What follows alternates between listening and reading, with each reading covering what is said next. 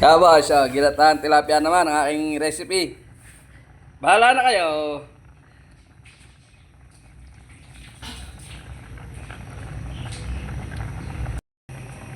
Hindi ko na nakikipakita kung paano gayatin ang mga sibuyas, bawang. Pero may templado na po yan, templado na. Tilapia, madali na lutuin. 20 minutes, 30 minutes, luto na yan.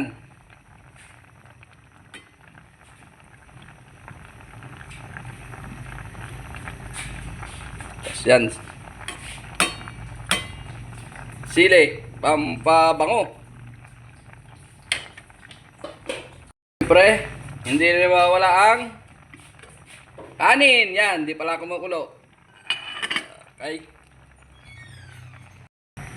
Ika nga sa Batangas, unang timos. Ayos, ubos na naman ang mga tutong-tutong nito. Guys, maya natin ito lalagay pag luto na. Kasi madaling lumambot. Kumbaga malulubsak. Madaling malubsak. Dati ito, mga half cook lang yan. Ang vegetables natin. Alam nyo guys, pag nagluluto, samahan nyo ng konting pagmamahal. Para pwede na. Yung kasama nyo ng konting pagmamahal at para po ay malasa. Pero pag niluto nyo po yan ng basta-basta, ay nako, 100% hindi yan masarap. Kahit ay kompleto sa rekado. Dapat may pag-love. Give love. Kaya guys, pag magluluto kayo ng tilapia, huwag nyo lalaksan ng apoy. Yung tama lang, medium heat lang. Para hindi siya madurog. Yan lang. Guys, konting kalaman. Guys, sa punto ito, luto ng ating tilapia. Pati mga sangkap natin, luya, bitsin, paminta, magic sarap.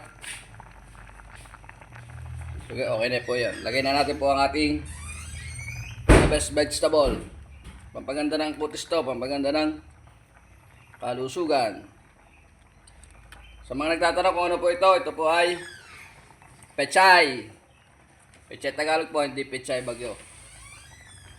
Okay po. Okay.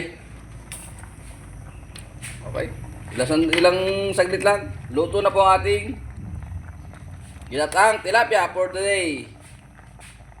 Okay, thank you for watching. Bye-bye.